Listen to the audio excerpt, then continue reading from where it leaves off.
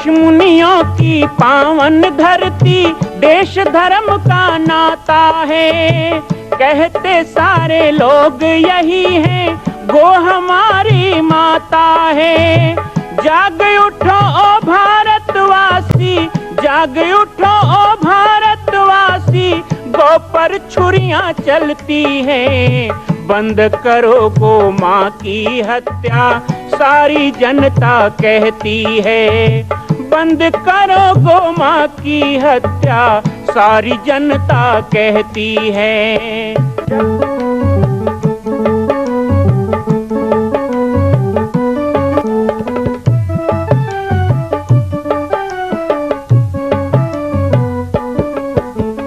जगह जगह पर बूचड़ खाना, लाखों गौएं कटती हैं। किसे सुनाए व्यथा हमारी, नैना नीर बहाती हैं। रक्षा करना गौ माता की, रक्षा करना गौ माता की, गीता ज्ञान सिखाती है। बंद करो गो माँ की हत्या, सारी जनता कहती है। बंद करो गो माँ की हत्या, सारी जनता कहती है।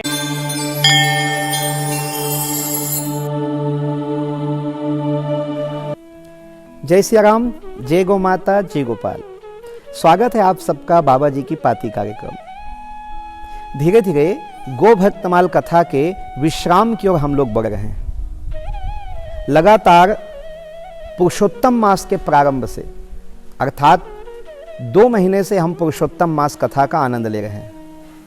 पुरुषोत्तम मास कथा, फिर कार्तिक माह, गो भक्तमाल कथा के इस दिव्य आयोजन को छोटे छोटे रूप में हमने प्रस्तुत करने का प्रयास किया।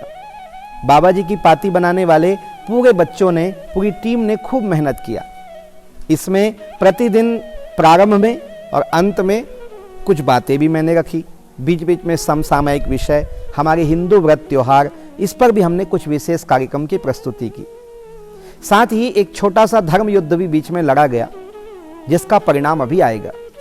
बाबा जी की पाती के इस सुंदर से सफर का एक यदि विवरण किया जाए तो इसमें गो भक्तमाल कथा हमारे लिए बहुत महत्वपूर्ण है। हम यही चाहते हैं कि गो भक्तमाल कथा निरंतर चलती रहे, लेकिन समय के साथ विश्राम होगा। कुछ भाग और बचे हैं। आइए हम बड़े भाव श्रद्धा से इस गौ कथा का श्रवण करें।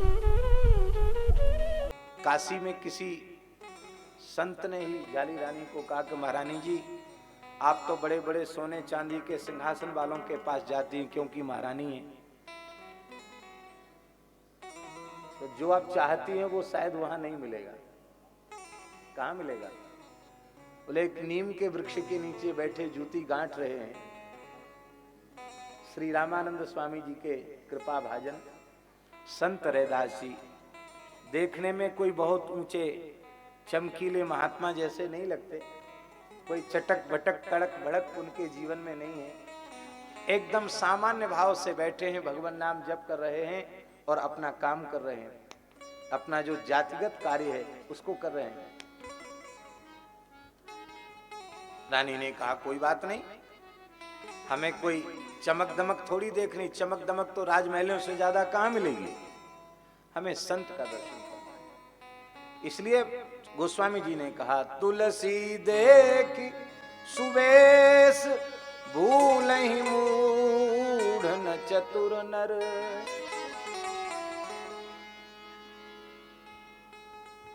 केवल बाहरी चमक दमक से प्रभावित नहीं होना चाहिए। हमारे यहां शास्त्रों में कहा है नारिकेल समाकारा दृश्यन्ते मही साधव। इस धरती पर महात्मा नारियल के फल के जैसे होते हैं। नारियल तो आपने देखा ही है, ऊपर से कैसा होता है, कठोर जटाजूट, अब भीतर उसके फोड़ो तो एकदम सफेद गरी निकलती है। नारियल जैसा ही होता महात्मा।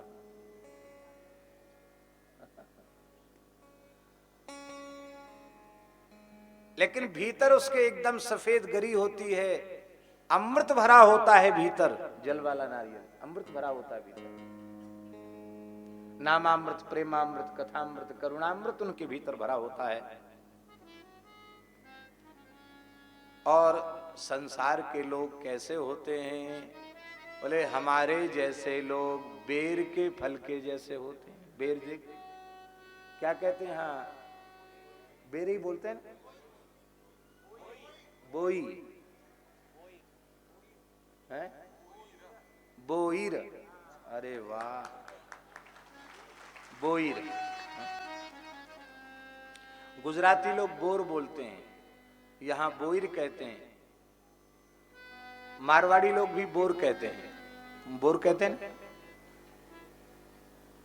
सबरी थारा मीठा लागे बोर, तुम्हारा बोर बहुत मीठा लगता। यहां भी कहते सबरी नारायण जगह है छत्तीसगढ़ में, वहां एक वृक्ष में दोने के जैसे पत्ते होते हैं। बालकदास जी बता रहे थे, आज भी दोनों कहते, इन्हीं में दोनों बना बना करके सबरी जी भगवान के लिए फल रखती थी। बचपन में दोना बनाती थी सबरी जी, ऐसा कहते हैं। ये सबरी जी की जन्मभूमि है। तो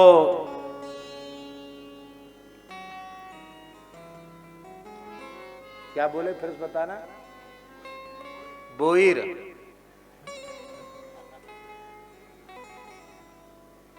बोईर ऊपर से कितना चमकता है और भीतर क्या होता उसके? गुठली। अब गुठली ही नहीं, भीतर कीड़ा भी लगा होता किसी किसी बेर में।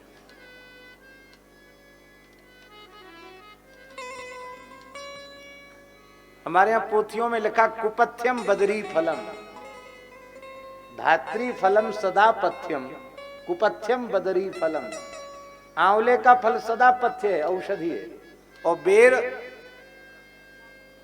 वो तो महाराज बेर ही है। कुपथ्यम बदरी फलम। तो बेर जो है ना, वो कुपथ्य है। तो ऊपर से बेर चमकता है, लेकिन भीतर उसके गुठली होती है।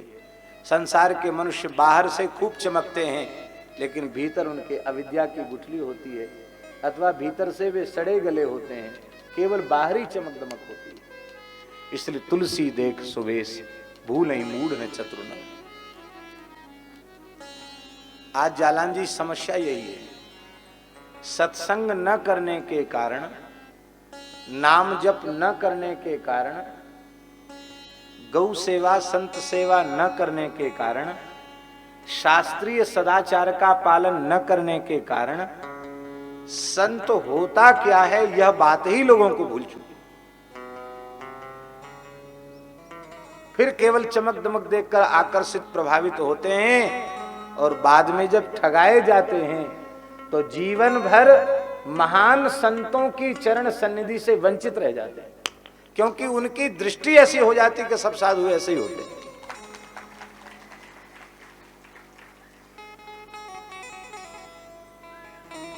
अब हम पूछते हैं, आप तो पूज्य सेठ श्री जयदयाल गोयनका जी का खूब कृपा प्रसाद प्राप्त किया, आपके नाना जी ही थे। भाई श्री हनुमान प्रसाद पोद्दार जी, सेठ जी, सबका खूब स्नेह प्राप्त किया। आप पर पूरा विश्वास करते थे सेठ जी। आपने सेठ जी का सत्संग किया, भाई जी का किया, स्वामी जी का किया, मानव सेवा संघ के संस्थापक श्री शरणानंद जी का किया, बड़े बड़े महापुरुषों का सत्संग किया, स्वामी श्री राम सुखदास जी का सत्संग किया। आपको कोई ठग सकता है क्या? आप नहीं ठगाए जा सकते। ठगाए जाएंगे वे जो सत्संग है क्या ये जानते ही नहीं, वे ठगाए जाते हैं। हमारी प्रार्थना है, घोर कलिकाल है, सन्मार्ग दिखाने वाले बहुत कम हैं। भटकाने वालों की संख्या अधिक है।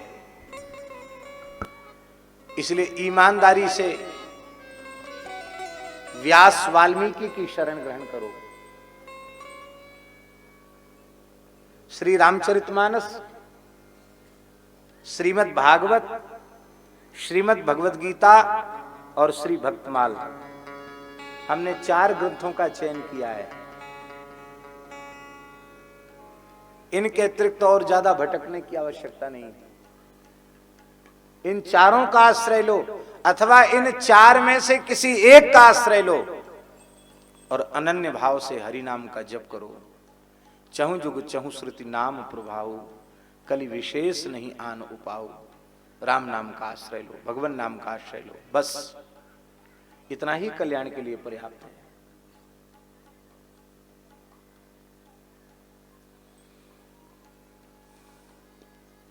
भगवान से जोड़ने वाले कम हैं, व्यक्ति से जोड़ने वाले ज्यादा हैं।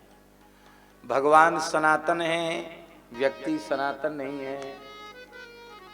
आज के 45 साल पहले हमारा अस्तित्व नहीं था, इस शरीर का अस्तित्व नहीं था।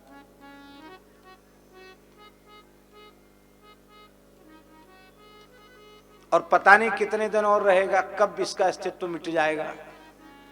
लेकिन हमारे राम जी सदा सर्वदा से थे, सदा सर्वदा से हैं और सदा सर्वदा रहने वाले हैं। इन संतों की विशेषता क्या है? इन संतों की विशेषता यह है कि अपने से नहीं जोड़ते हैं, ये अपने आराध्य श्री ठाकुर जी से जोड़ते हैं। भगवान के नाम से, भगवान के रूप से, भगवान की लीला से, भगवान के धाम से, भगवान के प्राण प्यारे रसिक जनों से जोड़ते हैं। भगवान की प्राण प्यारी गैया मैया से जोड़ते हैं।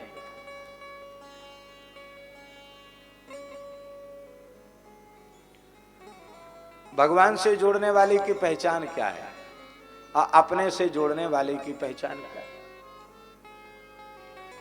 भगवान से जोड़ने वाले की पहचान है वो अपनी बात नहीं कहता, वो भगवान की बात कहता, संतों की बात कहता। न सच्ची न झूठी किसी प्रकार की अपनी बड़ाई पसंद नहीं करता। और अपने से जोड़ने वाले लोग भगवान की बात कम बताते, अपनी बात ज्यादा बताते। हमारा फोटो उसने धर लिया, उसका ये काम बन गया, उसका ये चमत्कार हो गया। अरे तुम, एक व्यक्ति बहुत परेशान था, सोचता था क्या करूं, कहां मर जाऊं, मेरा लॉकेट गले में लटका लिया, बस महाराज दिन दुनी रात चौगनी उसकी उन्नति होने लग गई। ये पहचान है अपने से जोड़ने वाले लोग। जो अपने से जोड़ते हैं वे कहते किसी साधु संत के पास नहीं जाना, हाँ किसी मठ मंदिर में मत जाना, घर में शंकर जी देवी जी भगवान विराजमान हो तो उठा के पीपल के नीचे पटक आना।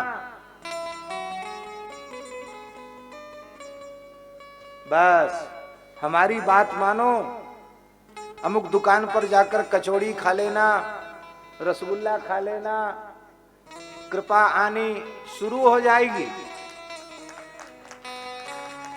और ऐसे ऐसे मूर्ख अभागे लोग हैं कि वे रसगुल्ला खाकर और समोसा खाकर और होटल में भोजन करके अपना भविष्य सुधारते हैं।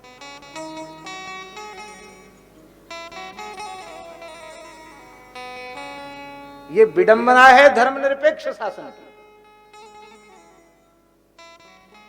भारतवर्ष में जाति निरपेक्ष, संप्रदाय निरपेक्ष, पंथ निरपेक्ष शासन की बात फिर भी की जाती तो कहीं तक उचित था। लेकिन धर्मनिरपेक्ष शब्द का सीधा साधा अर्थ होता है अधर्म सापेक्ष। और अधर्म सापेक्षता का यह दुष्परिणाम है कि स्वेच्छाचारिता इतनी बढ़ गई है कि आप पैसा खर्च करो, आप ही भगवान बना दिए जाओगे। इतनी स्वेच्छाचारिता, कोई नियंत्रक नहीं रह गया। कि अपने नाम के आगे संत कौन लिखे कौन न लिखे। भैया संत कहते किसको हैं? अच्छा आप लोग हमारी मुंह देखी मत बोलना, ईमानदारी से बोलो। श्री तुलसीदास जी से बड़ा कोई संत दिखाई पड़ रहा है आपको? हो सकता है नहीं। आप लोग बोल ही नहीं रहे।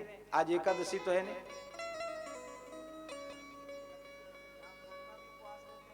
अच्छा पूर्णिमा को उपवास रहते, ठीक है। अरे सही बात बोलने में तो गर्ज के बोलो। गोस्वामी जी महान संत हैं। हम सही अर्थ में यदि युग प्रवर्तक या युग पुरुष कहें तो वे श्री गोस्वामी तुलसीदास हैं।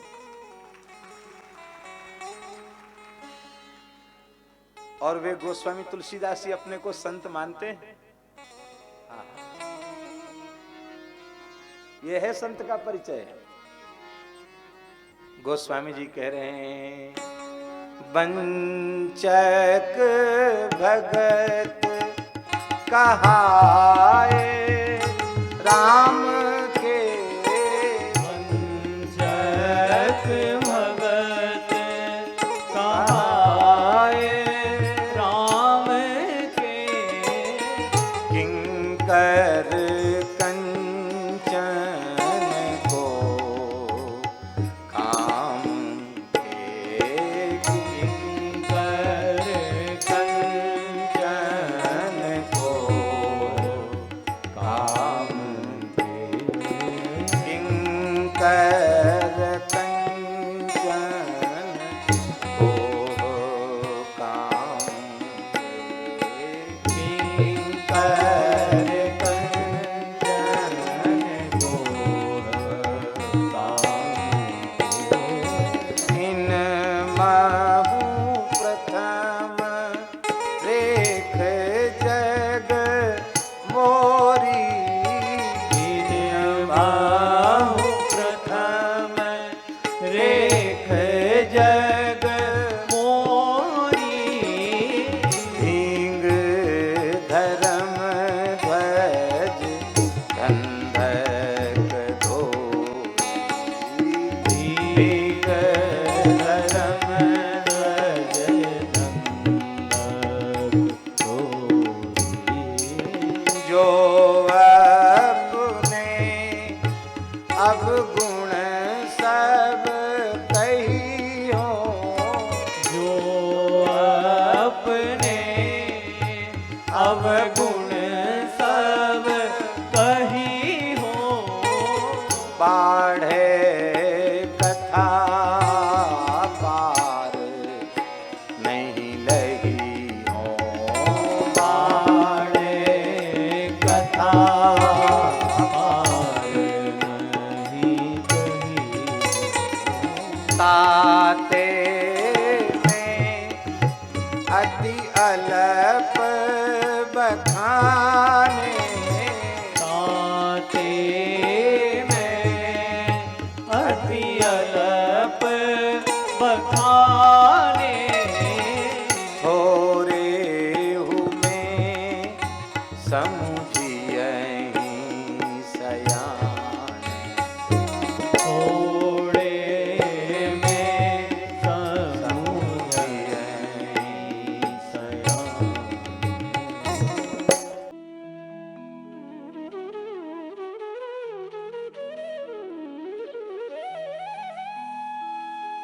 गौ कथा के इस पुनीत आयोजन में जब हम जुड़े थे तो हमें भी कल्पना नहीं थी कि हम दिशा टीवी में इसका लाइव प्रसारण कर पाएंगे, भारत के इतने महान संतों को हम बुला पाएंगे एक मंच पर, सांस्कृतिक संध्या का आयोजन कर पाएंगे। लेकिन ये सब संभव हुआ गौ माता की कृपा से। गौ भक्तमाल कथा के आयोजन 2015 का परिणाम ये हुआ कि हमें यह 7 एकड़ जमीन श्री हनुमान नंदीशाला गो अभ्यारण्य के लिए भक्तों के द्वारा प्राप्त हुई और यहाँ पर सुंदर सा गौ अभ्यारण्य का निर्माण प्रारंभ हुआ। आज वही गौ भक्तमाल कथा हमारे मन मन में और जन जन में रचा बसा हुआ है। आप सभी को कल पुनः जोड़ूंगा एक नवे प्रसंग के साथ, एक नवे कलेवर के साथ बाबा जी की पाती कार्यक्रम में। मैं राम बालक दास महात्यागी, मां कौशल्या की पावन जन्मभूमि निर्माण स्थल पाटेश्वर धाम, जिला बालोद, छत्तीसगढ़ से। जय सिया राम, जय गो माता, जय गोपाल। मां कौशल्या की पावन जन्मभूमि छत्तीसगढ़ प्रांत में बालोद जिला में स्थित है श्री सर्वसिद्ध शक्तिपीठ जामड़ी पाटेश्वर धाम। परम पूज्य सद्गुरुदेव राजयोगी बाबा जी की तपस्थली श्री पाटेश्वर धाम और विश्व के अद्वितीय मां कौशल्या जन्मभूमि मंदिर निर्माण का दर्शन करने और इसी प्रकार समसामयिक विषयों पर अपना ज्ञान वर्धन करने के लिए और 10,000 गायों के लिए बनने वाले श्री हनुमान नंदीशाला गो अभ्यारण्य का समाचार प्राप्त करने के लिए आप सभी देखते रहें YouTube चैनल पर राम बालक दास, और हमारे चैनल को आप सभी सब्सक्राइब करें, घंटी का बटन दबाएं ताकि आप सूचनाओं से जुड़े रह सकें। जय श्री राम, जय गो माता, जय गोपाल।